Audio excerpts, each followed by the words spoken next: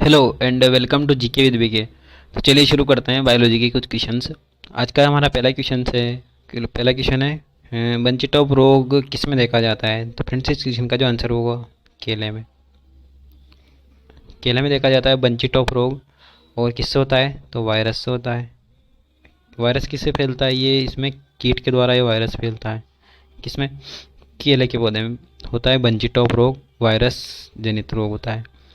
और बात करते हैं और टोमेटो, पोटैटो और टोबैको में, इसमें कौन सा रोग होता है। इनमें होता है मोजेक रोग। मोजेक वायरस के द्वारा इनमें मोजेक रोग होता है, इन तीनों में, टमाटर में, आलू में और तंबाकू में। तो और केले में कौन सा तत्व पाया जाता है तो पोटेशियम पाया जाता है फ्रेंड्स। कई बार एग्जाम में पूछा गया है पोटेशियम से भरपूर फल होता है, तो क्वेश्चन का जो आंसर होगा वो केला। केले में होता है सबसे ज़्यादा पोटेशियम। और बंची टॉप रोग वो भी केले के पौधे में ही होता है, कीटों के द्वारा फैलता है। और मोजेक रोग तो किस में होता है, टमाटर में हो जाता है, आलू में और तंबाकू में होता है। चलिए देखते हैं नेक्स्ट क्वेश्चन। नेक्स्ट हमारा जो क्वेश्चन है वो है मेनिंजाइटिस रोग किसकी वजह से होता है। फ्रेंड्स इस क्वेश्चन का जो आंसर होगा वो होगा ऑप्शन नंबर सी, ए व बी दोनों। तब ये कभी कभी वायरस से भी होता है और कभी ये बैक्टीरिया, दोनों से ही हो जाता है मेनिंजाइटिस रोग।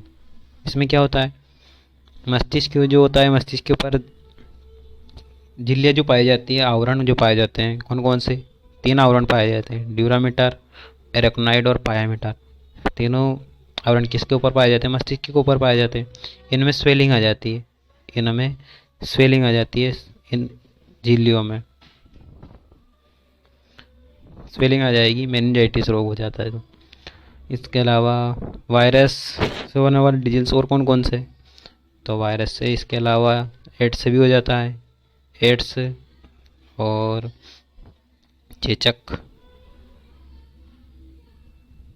इन्फ्लुएंजा,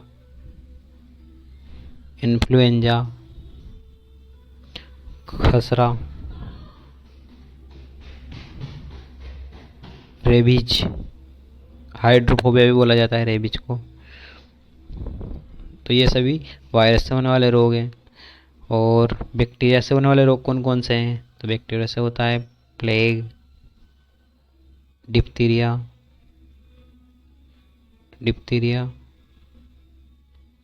टीबी हो जाता है, क्षय रोग, निमोनिया हो जाता है, निमोनिया जो ज़्यादातर ये बच्चों में होता है निमोनिया, और हैजा। ये सभी बैक्टीरिया से होने वाले रोग हैं। और फंगस से होने वाले रोग कौन कौन से हैं, तो गंजापन, दाद, खाज और एथलीट फुट। ये सभी रोग किससे होता है, फंगस की वजह से होता है। तो फ्रेंड्स हमारा क्वेश्चन था मेनिंजाइटिस रोग किसकी वजह से होता है, तो ऑप्शन नंबर सी इसका आंसर हो जाएगा। चलिए देखते हैं नेक्स्ट क्वेश्चन। नेक्स्ट हमारा क्वेश्चन है कि इस शरीर के किस अंग को रासायनिक कारखाना कहा जाता है। तो इस क्वेश्चन का जो आंसर होगा ऑप्शन नंबर सी यानी यकृत, लीवर भी लिखा जाता है, लीवर बोलते हैं। और रासायनिक कारखाना इसलिए कहा जाता है क्योंकि ये इसका मुख्य कार्य तो होता है, कार्य तो कई होते हैं। ये अमोनिया को यूरिया में भी बदलता है, एक तो अमोनिया को यूरिया में चेंज कर देता है। अमोनिया जो होता है ये ज़्यादा जहरीला होता है किसकी कंपैरिजन में, यूरिया की कंपैरिजन में। तो अमोनिया को जब यूरिया में बदल देता है तो ये शरीर में थोड़ी बहुत देर अगर रुक भी जाए यूरिया तो उससे ज़्यादा नुकसान ना हो, इसलिए अमोनिया को ये यूरिया में बदल देता है। और क्या करता है, और ये बाइल जूस यानी पित्त रस का निर्माण करता है, कौन, लीवर। बाइल जूस का काम क्या होता है, तो जो जितनी भी हम वसा खाते हैं, फैट, वसा का पाइसीकरण करता है, यानी वसा को तोड़ता है, वसा को छोटे छोटे बूंदों में तोड़ता है, कौन, बाइल जूस। और इसका स्टोरेज कहाँ किया जाता है, इसका स्टोरेज किया जाता है gall bladder, GLLB, gall bladder यानी पित्ताशयी। पित्ताशयी में इसका स्टोरेज किया जाता है, पित्ताशयी में स्टोरेज किया जाता है किसे, बाइल जूस को। और लीवर की जो ऊपरी झिल्ली होती है, उसके झिल्ली जो बनी होती है वो किसकी बनी होती है, ग्लिसन कैप्सूल, ग्लिसन ग्लिब्सन्स कैप्सूल की बनी होती है, लीवर की झिल्ली ऊपर की। और ये बात होगी लीवर की, क्वेश्चन का आंसर भी हो जाएगा लीवर। और बात करते हैं अग्नाशयी, अग्नाशयी या फिर पेंक्रियाज, पेंक्रियाज की तो ये मिक्स्ड ग्लैंड है। कैसी ग्लैंड है? मिक्स्ड ग्लैंड है, मिश्रित ग्रंथि है। ये हार्मोन से भी बनाती है और एंजाइम भी बनाती है। हार्मोन कौन कौन से बनाती है? इसके द्वारा बनाया जाता है ग्लूकागोन हार्मोन बनाया जाता है, इंसुलिन हार्मोन बनाया जाता है, और इसके द्वारा जो एंजाइम बनाया जाता है कौन कौन से? ट्रिप्सिन, एमाइलेज और लाइपेज, ये तीनों एंजाइम बनाए जाते हैं किसके द्वारा? अग्नाशय के द्वारा। तो चलिए देखते हैं नेक्स्ट क्वेश्चन। नेक्स्ट हमारा क्वेश्चन है एंटीबॉडी मुख्यतः क्या होती है? फ्रेंड्स इस क्वेश्चन का जो आंसर होगा वो होगा प्रोटीन। एंटीबॉडी मुख्यतः क्या होती है? प्रोटीन होती है। और निर्माण कौन करता है? डब्ल्यूबीसी करती है। डब्ल्यूबीसी जो होती है, ल्यूकोसाइट्स होती है उनमें, वो निर्माण करती है एंटीबॉडी का। और वाई आकार की होती है, वाई शेप की होती है। और चलिए देखते हैं नेक्स्ट क्वेश्चन। नेक्स्ट हमारा जो क्वेश्चन है वो है पेप्सिन एंजाइम प्रोटीन को किस में बदलता है? तो फ्रेंड्स जो पेप्सिन एंजाइम होता है किसके द्वारा निर्माण किया जाता है इसका? तो ये स्रावित किया जाता है आमाशय या स्टोमक के द्वारा। स्टोमक या आमाशय के द्वारा बनाया जाता है पेप्सिन एंजाइम। इसके अलावा आमाशय एक HCl बनाता है, हाइड्रोक्लोरिक एसिड, और पेप्सिन एंजाइम बनाता है, पेप्सिन और रेनिन, ये तीनों का निर्माण करता है।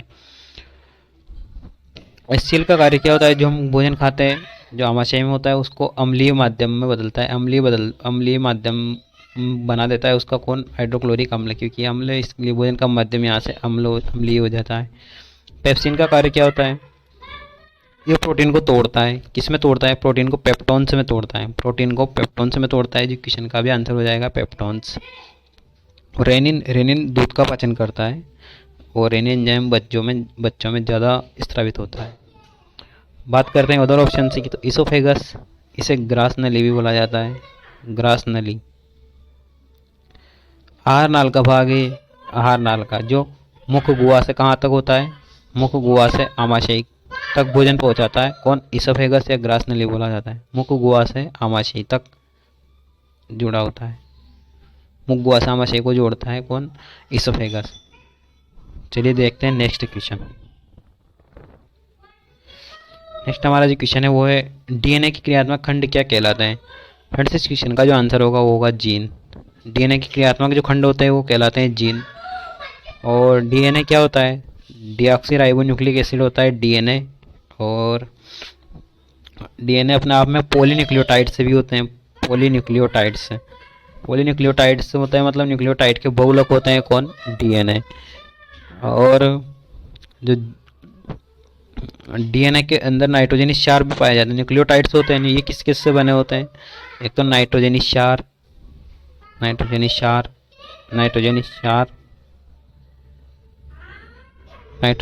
होता है, शुगर होती है, और फॉस्फेट समूह होता है। फॉस्फेट समूह ये डीएनए न्यूक्लियोटाइड होते हैं, इन तीनों के मिलकर बने होते हैं न्यूक्लियोटाइड्स। नाइट्रोजनस क्षार, शुगर और फॉस्फेट समूह। नाइट्रोजनस क्षार जो डीएनए में होता है कौन सा होता है? एक होता है एडेनिन,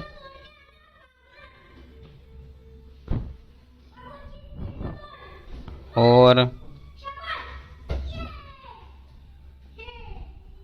थाइमिन, और गुआनिन, और साइटोनिन, ये तीनों नाइट्रोजन क्षार होते हैं किसमें? डीएनए में। बात करते हैं अदर ऑप्शन की, तो केंद्रिका क्या होता है? तो जो केंद्रक होता है न्यूक्लियस के अंदर पाई जाने वाली संरचना होती है केंद्रिका। और यह किसका निर्माण करती है? यह आरएनए का निर्माण करती है। आरएनए का निर्माण करती है कौन? केंद्रिका। और डीएनए के साथ में पाया जाने वाला प्रोटीन होता है हिस्टोन प्रोटीन। ये डी, ऑप्शन नंबर डी जो है क्वेश्चन का जो आंसर होगा वो होगा जीन, तो जीन का कार्य क्या होता है? तो माता पिता के लक्षणों को बच्चों तक संतानों तक पहुंचाने जीन का कार्य होता है। चलिए देखते हैं नेक्स्ट क्वेश्चन। नेक्स्ट हमारा जो क्वेश्चन है वो है, एक वयस्क जो व्यक्ति होता है उसमें 24 घंटे में कितना ग्लोमेरुलर फिल्ट्रेट बनता है? क्वेश्चन का जो आंसर होगा वो 180 लीटर। इतना ग्लोमेरुलर फिल्ट्रेट बनाया जाता है किसके द्वारा? किडनी के द्वारा। किडनी का ही भाग होता है ग्लोमेरुलर फिल्ट्रेट। जो नेफ्रॉन होती है उसकी सबसे पहला जो हिस्सा होता है उसे बोला जाता है ग्लोमेरुलर फिल्ट्रेट। इसमें पाया जाता है बोमेन कैप्सूल। इस तरह का होता है बोमेन कैप्सूल तलाश, एक प्याले जैसी संरचना होती है बोमेन कैप्सूल से की। इसमें पाया जाता है इस तरह गुच्छे के आकार में ग्लोमेरुलर फिल्ट्रेट। एक तरह का चलने के कार्य जैसा कार्य करता है। जो ब्लड होता है उसमें से आरबीसी डब्ल्यूबीसी जो बड़े बड़े जो पार्टिकल्स होते हैं, डब्ल्यूबीसी आरबीसी जो भी इसमें निकल जाते हैं उनको निकाल के अलग करता है। और यहाँ जो बचे हुए जो खून जो का भाग बचता है उसे बोलते हैं ग्लोमेरुलर फिल्ट्रेट। और ये आ जाता है समीपस्थ दृढ़ एसीटी में, एसीटी समीपस्थ दृढ़ नलिका में आ जाता है ये। और उसके बाद हेनले लूप में जाता है और उसके बाद दूरस्थ दृढ़ नलिका उसमें चला जाता है। और इन तीनों में क्या कार्य किया जाता है? जो ग्लोमेरुलर फिल्ट्रेट बना है इसमें जो उपयोगी पदार्थ जो हमारे ग्लोमेरुलर फिल्ट्रेट में आ गए हैं उनको वापस खून में यहाँ से डाला जाता है, यहाँ से अवशोषित करके ब्लड में डाला जाता है। और जो अवशिष्ट बिल्कुल अपशिष्ट पदार्थ बनता है उसे फिर संग्राहक नलिका में भेज दिया जाता है, जो किससे जुड़ी होती है? संग्राहक नलिका जुड़ी होती है मूत्राशय से। और मूत्राशय मूत्र मार्ग से अपशिष्ट को बाहर कर दिया जाता है, नाइट्रोजन अपशिष्ट को बाहर कर दिया जाता है। तो क्वेश्चन का जो आंसर होगा वो 180 लीटर ग्लोमेरुलर फिल्ट्रेट बनता है 24 घंटे में। चलिए देखते हैं नेक्स्ट क्वेश्चन। क्वेश्चन ने फूलों को खिलाने वाला हार्मोन कौन सा है? फ्रेंड्स इस क्वेश्चन का जो आंसर होगा वो होगा फ्लोरिजेंस। फूल और फ्लावर से याद रखिए, फ्लोरिजेंस जो हार्मोन होता है फूलों को खिलाने में मदद करता है। ये पादप हार्मोन है। और इसके अलावा कौन सा? साइटोकाइनिन। ये क्या करता है? इसका कार्य होता है कोशिका विभाजन में महत्वपूर्ण भूमिका निभाता है। ये कोशिका विभाजन में, सेल डिवीजन में इम्पोर्टेंट रोल प्ले करता है साइटोकाइनिन। एब्सिसिक एसिड, ये पत्तियाँ जो पेड़ पौधे की पीली पड़ जाती है वो इसी हार्मोन की वजह से पड़ती है। ये मतलब ये पत्तियों को गिराने का कार्य करता है, पत्तियों को गिराने का कार्य करता है कौन? Abscisic acid. ट्राउमेरिन हार्मोन, ये पेड़ पौधे में अगर घाव हो जाते हैं, घाव भरने का कार्य करता है ट्राउमेरिन हार्मोन। तो चलिए देखते हैं नेक्स्ट क्वेश्चन। नेक्स्ट हमारा क्वेश्चन है H5N1 विषाणु जो है ये इसकी वजह से क्या कौन सा रोग फैलता है? क्वेश्चन का जो आंसर होगा बर्ड फ्लू। बर्ड जो फ्लू जो फैलता है वो किस वजह वायरस से फैलता है? H5N1 वायरस से फैलता है। स्वाइन फ्लू ये फैलता है H1N1 वायरस से फैलता है। और कैडमियम की अधिकता जो शरीर में हो जाती है उससे हो जाता है इटाई रोग। मिनी माता ये होता है पारे की अधिकता से होता है रोग। कौन सा? मिनी माता। चलिए देखते हैं नेक्स्ट क्वेश्चन। आज का हमारा आखिरी क्वेश्चन, कैंसर के उपचार में किसका उपयोग किया जाता है? फ्रेंड्स इस क्वेश्चन का जो आंसर होगा कोबाल्ट 60 का यूज किया जाता है कैंसर के उपचार में। और फास्फोरस 32 का। ल्यूकेमिया, ल्यूकेमिया जो कि ब्लड कैंसर का एक प्रकार होता है, ल्यूकेमिया, इसका यूज किया इसमें यूज किया जाता है फास्फोरस 32 का। और आर्सेनिक 74 इसका उपयोग किस में किया जाता है? इसका उपयोग किया जाता है ट्यूमर में। आर्सेनिक 74 ट्यूमर के उपचार में इसका उपयोग किया जाता है। और सोडियम 131 इसका उपयोग किया जाता है किसमें? थायराइड ग्लैंड के उपचार में, थायराइड ग्लैंड के उपचार में। इम्पोर्टेंट आर्सेनिक 74 वाला है और कैंसर के उपचार वाला कौन सा? कोबाल्ट 60। दोनों ही याद रखिए, आर्सेनिक 74 ट्यूमर के उपचार में किया जाता है उपयोग और कोबाल्ट 60 कैंसर के उपचार में किया जाता है। तो फ्रेंड्स कैसा लगा आपको हमारा वीडियो कमेंट बॉक्स में बताना है। और अभी तक आपने हमारे चैनल को सब्सक्राइब नहीं किया तो चैनल को सब्सक्राइब जरूर कर लें और कमेंट बॉक्स में बताना है एड्स के लिए कौन सा टेस्ट किया जाता है, एड्स के जो संभावना होती है उसके लिए कौन सा टेस्ट किया जाता है, ये आपको कमेंट बॉक्स में बताना है। And thanks for watching.